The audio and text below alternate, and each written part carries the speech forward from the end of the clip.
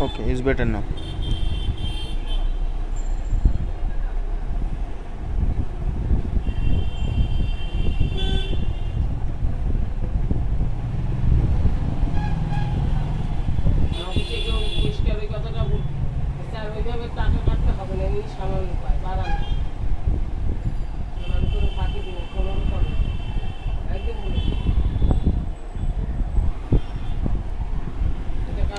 Okay. Now the point of chess is to attack the enemy king and checkmate the king so that it cannot move to any square without also being attacked. The first thing to know is how to set up a chessboard. This chessboard is made up of 8 square. I think you people know this chess notation, chess principles. Okay, now here is the 33 chess principles or more. Oh, more 64. So it's total 64 square and we got 64 chess principles. So the first chess principle is develop your pieces quickly. Second is control the center. Third is put your pieces on square that give them the maximum space. Try to develop your knights towards the center. A knight on the rim is dim. Don't take unnecessary chance. Play aggressive. Calculate force move first. Always ask yourself, can he put me in check or win a piece? Have a plan. Every move should have a purpose. Assume your opponent move is his best move. Ask yourself, why did he move there? After each move, play for the initiative and controlling the board. If you must lose a piece, get something for it. If you can, when behind, exchange pawns. When ahead, exchange pieces. If you are losing, don't give up fighting. Look for counterplay. Don't play unsound moves unless you are losing badly. Don't sacrifice a piece without good reason. If you are in doubt of an opponent's sacrifice, accept it. Attack with more than just 1 or 2 pieces. Do not make careless pawn moves. They cannot move back. Do not block in your bishops. Bishop of opposite color have the greatest chance of drawing. Try not to move the same piece twice or more time in a row. Exchange pieces if it helps you development. Don't bring your queen out early. Castle soon to protect your king and develop your rook. Develop rook to open file. Put rooks behind pass pawn. Study rook endgame. They are the most common endgames. Don't let your king get caught in the center. Don't castle if it brings your king into greater danger. After castling, keep a good pawn formation around your king. Okay, so these are chess principles. Okay, now we are starting with Alpine's opening. The opening arises after e4, e5 and knight e2. Knight e2, that is the Alpine's opening. Alpine's opening is a irregular opening first analyzed by Karl Mayr-Hofer in 1828 to 1913 in Shachje-Tung. Was that Shachje-Tung in 1849. It was later adopted by Semyon Alpin in the late 19th century. Now e4, e5, knight e2. Now black replies with bishop c5. Okay. Okay, so it's a bishop c5. Now f4. What's that opening?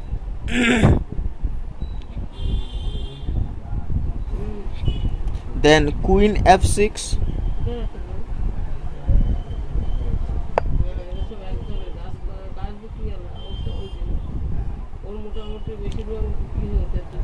Then c3 and knight c6. Then it's c3 and knight c6.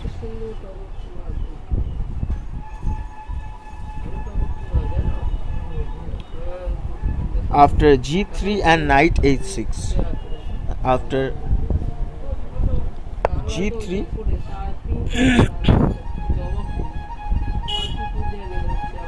and knight h6.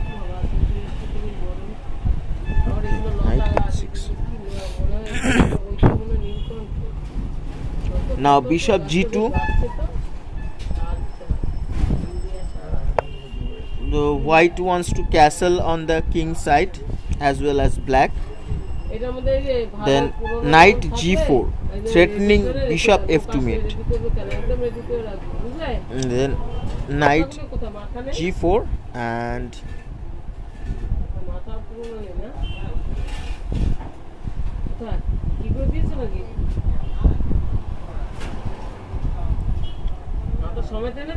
threatening mate. Square.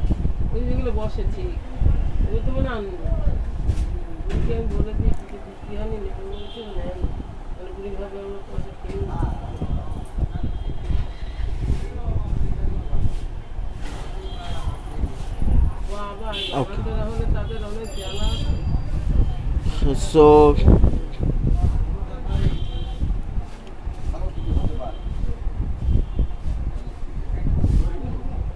at this position is rook f1. So at this position black plays rook f1 to protect the square. White must play d4, so protect his kingdom.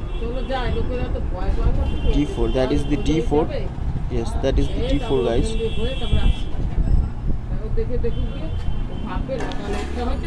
So it's black to move, so it's a knight into h2. It's knight into h2. Then f into e5. Then f into e5. Now you can see that is the discover attack on the queen. Also this pawn is also trying to attack on the queen. Okay, white must return the rook to h1.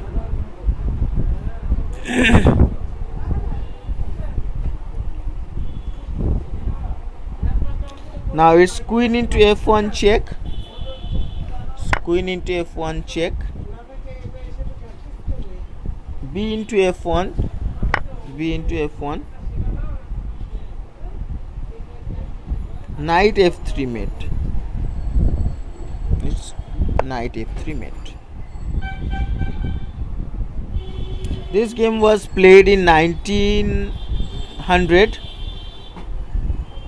versus Manko and Jankovic. Postal. Okay, so I hope you guys like the Alpines opening. So just comment below that how would you like this opening. Let me show you the mate. There is the checkmate, and this card is protected by this bishop. So king has no square to move. Okay, so thanks for watching, and I hope we will meet you soon with a lot of excitement games like this. Okay. or I can show you another variation of Alpine's opening. So it is arising after e4 e5 and knight e2, and this time black replies with d5, a kind of Scandinavian reply. Now it's e into d5. Now queen into d5. The knight 1, which is in the 1 rank, to c3. So this knight.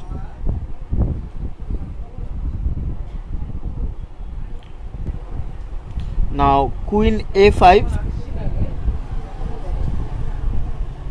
So it's queen a5.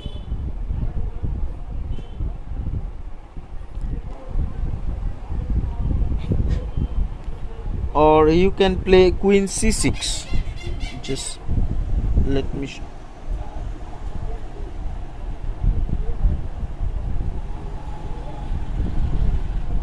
Why it is not moving here? এরকম নিতে হবে।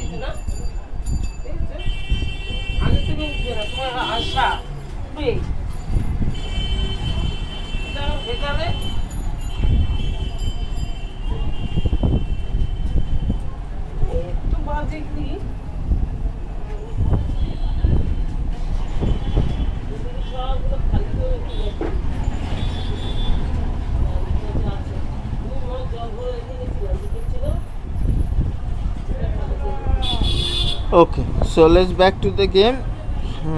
It's queen c6.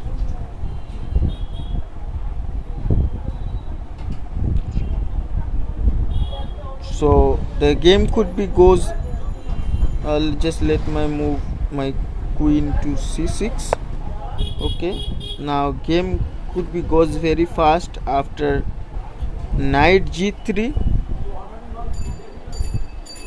So knight g3, then g6,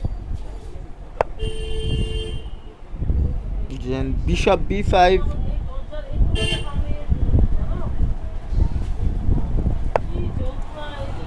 now you can see that this bishop is pinned the queen and king.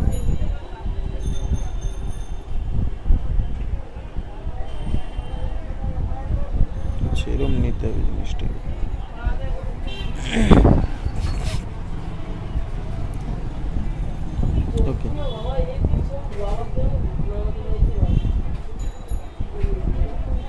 So this game was played between Wall and Nimoy, and this game source is from the internet in 1997. Okay, so just let's back to the game. So now it's queen capture d5 and knight c3, and it's queen a5. Okay, so now black is replying with d4, attacking on the center. So I can show you the benefits of this game, like benefit of this move, that this move open up the diagonal for the bishop, and also it's free up some space for the queen, and you can see this knight is protected, this pawn. So there is a huge pressure on this square. It's a huge pressure.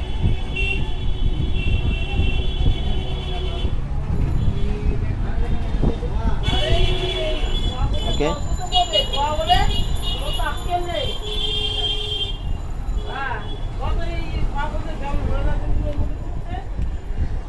So after this position d4 was played. Now knight c6,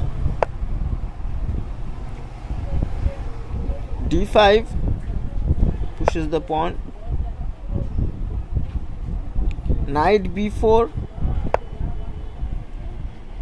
Now this knight is attacking on this square.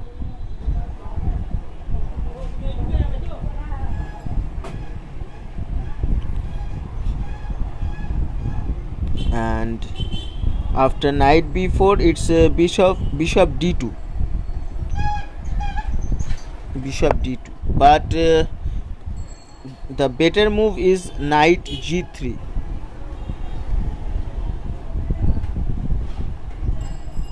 So you can see knight g3 was the best square, because after knight arriving on this square, it has a potential to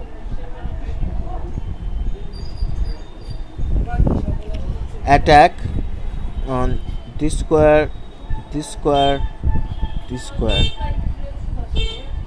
Okay, so I hope you guys can understand that why knight g3 is better than bishop d2.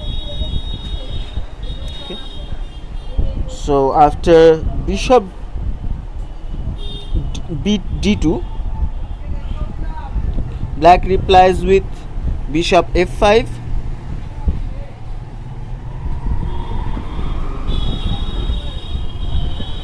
So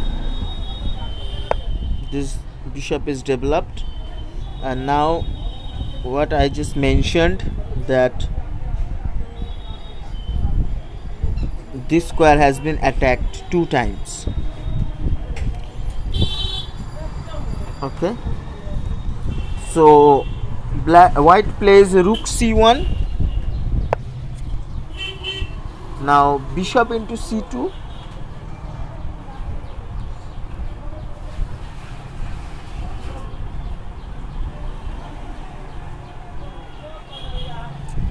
So it's bishop into c2. Now rook into c2, and can you find it, guys? That's a mate in one, and the mate in one is knight d3, checkmate. So that is also a very good checkmate with the Alpine's opening. So this game was played between the white is the unknown player versus black is a canal. This is a simultaneous exhibition in 1935. Okay, so thanks for watching, guys. Thanks for your times, and I hope we will meet you soon with the Alpine openings. Till then, bye bye.